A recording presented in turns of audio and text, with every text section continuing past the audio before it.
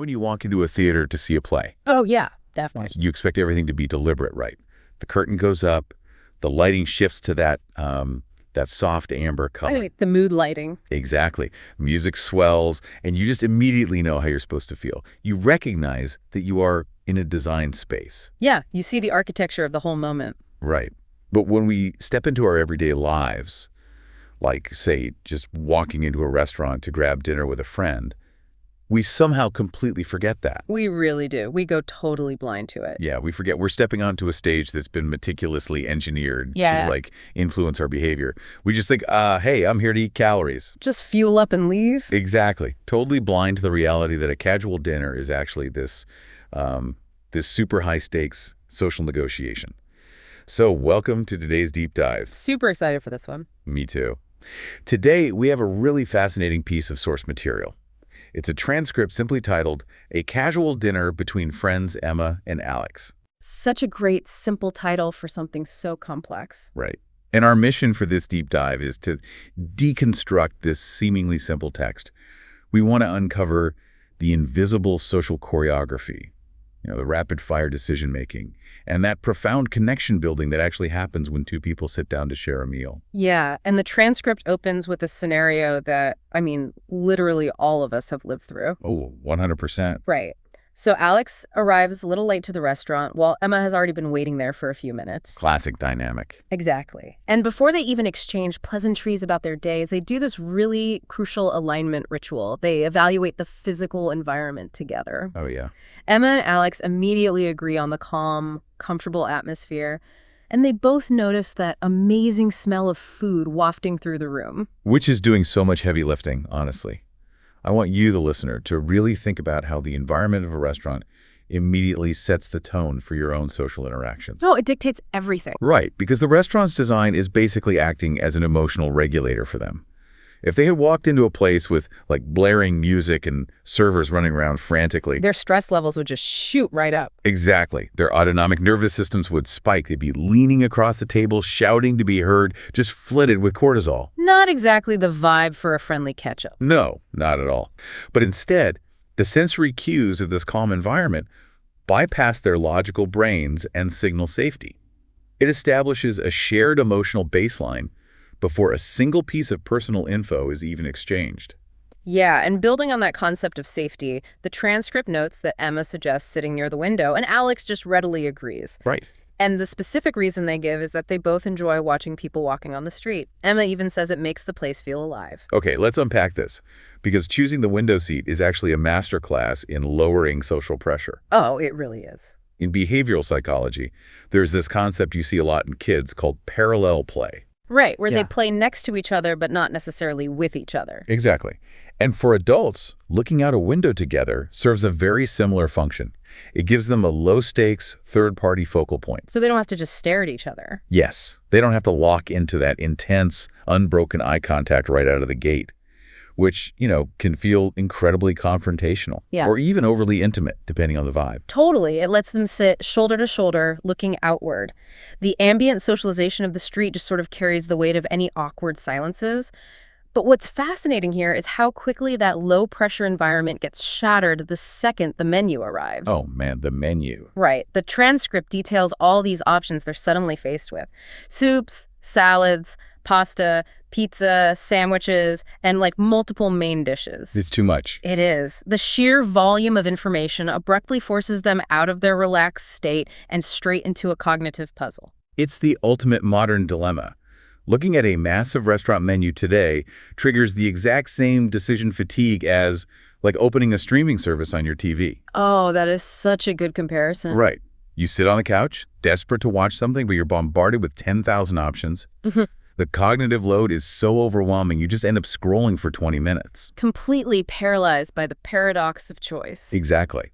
And Emma and Alex are experiencing that exact same paralysis. Mm. Plus, the stakes are high here because they are both physically depleted. Yeah, the text reveals Emma skipped lunch entirely for this, and Alex hardly ate all day. They are ravenous. Basically starving. But despite this intense, primal drive to just consume calories, they both explicitly agree they want something tasty but not too heavy. Yeah, and that decision to start light despite being that hungry really highlights the tension between biological need and social etiquette. Definitely. Because if you're starving, your biology is screaming at you to order the fastest, most calorically dense thing on the menu. Give me the giant burger right now. Exactly. But dining is fundamentally a social contract, not just a biological one. Right.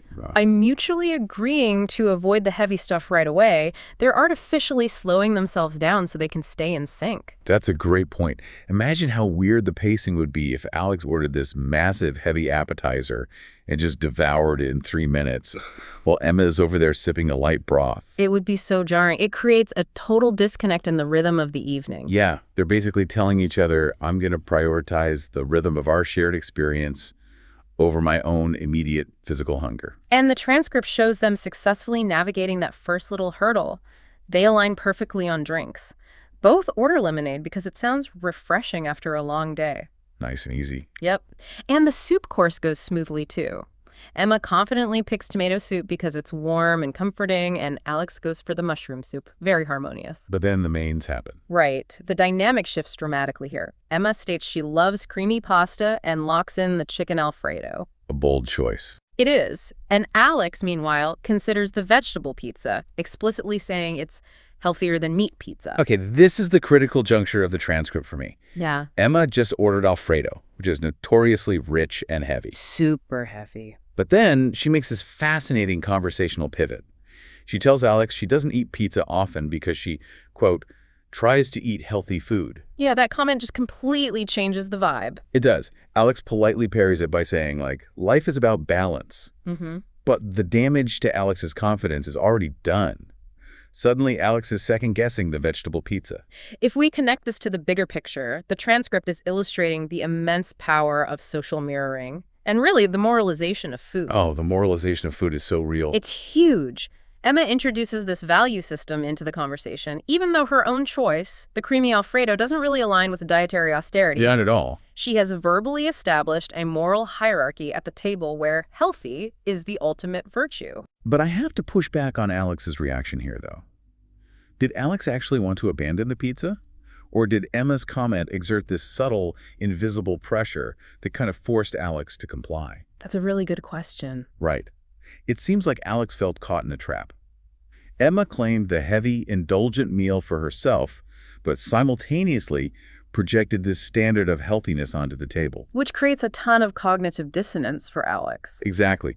Order the pizza and risk being silently judged against this new moral framework, or abandon the craving just to keep the peace. And the text shows how they resolve this tension. They bring in a third party. They literally just ask the waiter for help. The ultimate tiebreaker. Yep. The waiter recommends the popular pasta, mentions the pizza is made fresh in a stone oven, and highlights the grilled chicken. Then what does Alex do?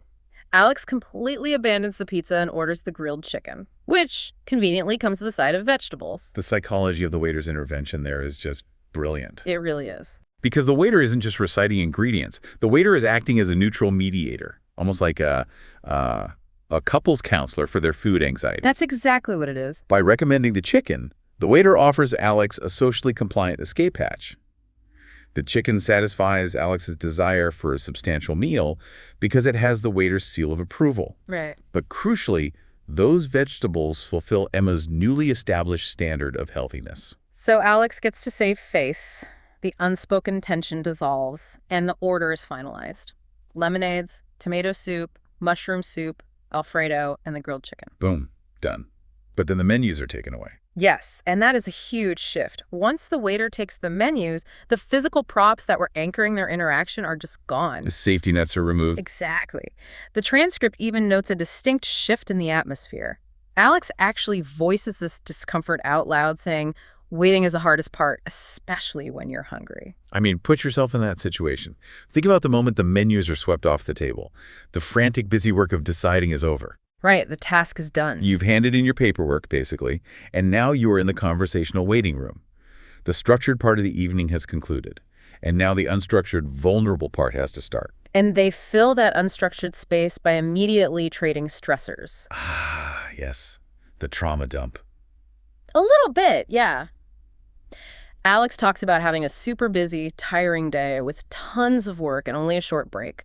And Emma matches that energy. She describes her own highly scheduled day, packed with meetings and finishing projects. And the function of sharing these stressors is so vital to understand.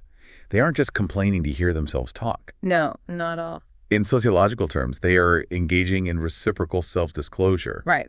By revealing that they are both just exhausted and depleted, they're lowering their armor, they're mutually admitting vulnerability. And the text really highlights how this shared vulnerability acts as a springboard for empathy. Emma tells Alex you should rest more, which validates Alex's fatigue.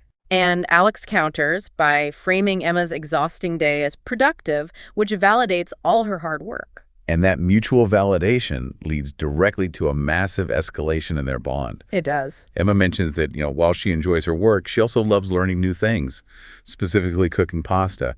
And then she makes this huge leap. She offers to cook for Alex someday. Which is a big deal. A huge deal. Alex agrees, but Emma sets a condition. Alex has to cook for her, too. Alex admits to being a beginner, but offers to make omelets and sandwiches. The shift from discussing a commercial restaurant space to a private domestic space is a huge escalation in intimacy. It really is. Think about the mechanics of what they're actually proposing. In a restaurant, a paid third party acts as a buffer. Right, the waiter, the chef, the busboy. Exactly, it's neutral territory. But saying, I will cook for you in my home, removes all those buffers. It requires a tremendous leap of trust. You're inviting someone into your personal sanctuary. Yes. You're offering to provide sustenance with your own two hands. Even if it's literally just omelets and sandwiches, the psychological weight of that offer signifies a major milestone in their friendship. But then the transcript shows this theoretical future intimacy getting interrupted by the sensory reality of the present. The food arrives. The food arrives. And the text gets very specific about the sensory details here. The lemonade is fresh. Emma's tomato soup smells great. Alex's mushroom soup is creamy. They're finally getting those calories. Finally. And they bond over this newly discovered shared love for Italian food, pasta, pizza, lasagna, and then the main courses hit the table. Fast service. Very fast. Alex's chicken is juicy and flavorful, and Emma's pasta has this rich, creamy sauce. And this snaps them right back from the future into the immediate, tactile present. And here's where the text details a very specific interaction. They explicitly offer each other bites of their main courses. Alex takes a forkful of Emma's pasta, and Emma tries a piece of Alex's chicken. And they both just profusely praise the other's choice. They use words like, wow, delicious, and I told you. They're hyping each other up. Big time. So here's where it gets really interesting.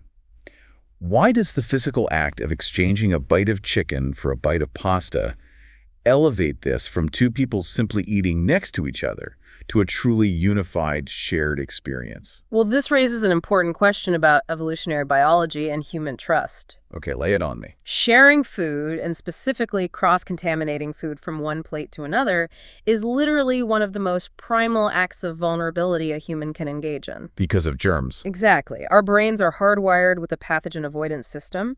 We are naturally repulsed by the idea of consuming something that has been touched by someone else's utensils or has been in their personal space. Oh, that makes so much sense. Yeah, so overriding that biological disgust reflex requires a profound level of psychological safety. Wow.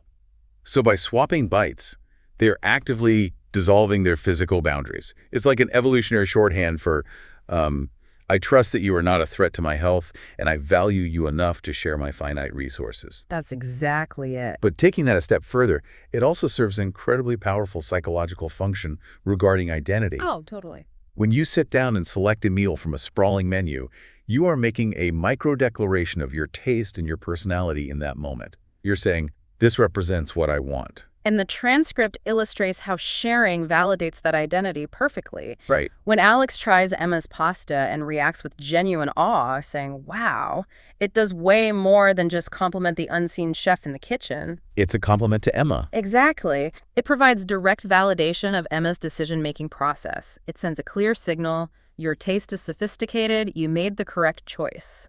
It makes Emma feel seen and appreciated on a very visceral, sensory level. They're basically co-signing each other's judgment. And that mutual validation sets the stage perfectly for the final act of the meal. Dessert. Yes. The text notes they finish their mains, but neither of them is quite full yet. So they pull the menu back out and survey the dessert options. Chocolate cake, ice cream, and cheesecake. The holy trinity of desserts. Right. And they zero in on the chocolate cake. But crucially, they don't order 2 separate slices. No. The transcript explicitly states they decide to share one. They even voice out loud that sharing makes it more fun. The shared chocolate cake represents the culmination of all the trust they've been quietly building all evening. It's the peak. It really is. They started the night carefully aligning on light soups from a distance. Then they escalated to trading bites of their individual entrees. And now they have arrived at literally consuming calories from the exact same plate. And the text describes the cake as rich and smooth, with Emma calling it the perfect ending. Which brings us to the actual end. Yeah. The plate is cleared, bringing them to the logistical and administrative conclusion of the night. Yeah, Yes. And the transcript details this moment meticulously. They ask for the check, it arrives, and there is zero hesitation. Emma immediately says, let's split it. Alex responds instantly with, sure, done. It's so fast. So fast. There's no awkward fumbling for wallets, no performative arguments over who gets to treat the other, no lingering tension at all. Yeah. They thank each other for the evening, praise the food and the conversation, and reiterate their plan to do this again. Maybe trying a new restaurant or following through on that promise to cook at home. The flawless execution of the bill split is vital to analyze here. Why is that? Because in the behavioral economics of friendship, an asymmetrical payment like where one person insists on paying for the entire meal can often create subtle, unspoken debt. Oh, I see what you mean. It introduces a power imbalance into the reciprocity ring, and that lingers long after the dinner is over. The person who didn't pay might feel this nagging obligation to balance the scales next time. So what does this all mean? The seamless, equitable splitting of the bill basically functions as a successful contract renewal for their relationship. Contract renewal, I like that. Yeah. Think about it in a business context. If a negotiation goes poorly, you don't bring up the timeline for the next contract. You just politely pack your briefcase and leave. Get out of there as fast as you can. Right. But here, the clean 50-50 split ensures they both walk away on perfectly equal footing. The shared chocolate cake provided the emotional climax, and the drama-free bill provided the administrative closure. They both leave feeling deeply valued, free of any social debt, which makes them genuinely eager to repeat the whole process. Exactly. It reveals that a successful dinner is essentially a series of micro-agreements. From selecting the window seat, to navigating that moral hierarchy of the main courses, to trading stressors, to the final shared dessert, every single step was a negotiated building block of intimacy. It fundamentally changes how you view your own calendar, doesn't it? It really does. The next time you sit down across from someone, you aren't just eating. You are participating in a complex, beautiful exchange of compromise and shared values. Yeah. We want to thank you for joining us on this deep dive into the hidden layers of Emma and Alex's dinner. We hope it illuminated the invisible choreography that governs our social lives. But before we wrap up, I want to leave you with a final thought to mull over, drawn straight from the end of this transcript. Oh, the promise of the home-cooked meal. Exactly. At the end of the night, buzzing from a great conversation and the sugar of a shared dessert, Emma and Alex reaffirm their grand plan to cook at home next time. Omelets and sandwiches in the kitchen. Right. And we see this happen all the time. But I challenge you to look at your own social history. How many times have you sat across from a friend, looked them in the eye, and earnestly promised to make them a home-cooked meal? Only to inevitably default to meeting at yet another restaurant a month later. Yes. The intention is genuinely pure in the warmth of the moment. It really is. But are those home-cooked promises genuinely actionable plans? Or are they simply the polite, comforting, conversational dessert we serve each other to signal affection at the end of a good night? That's a great question. Because while a restaurant provides a perfectly engineered, safe stage for us to connect, stepping off that stage and into the messy, uncurated reality of our own kitchens requires a level of raw vulnerability that we might not be quite as ready for as we like to think. Keep an eye on the invisible scripts you're following the next time you go out to eat. We'll catch you on the next deep dive.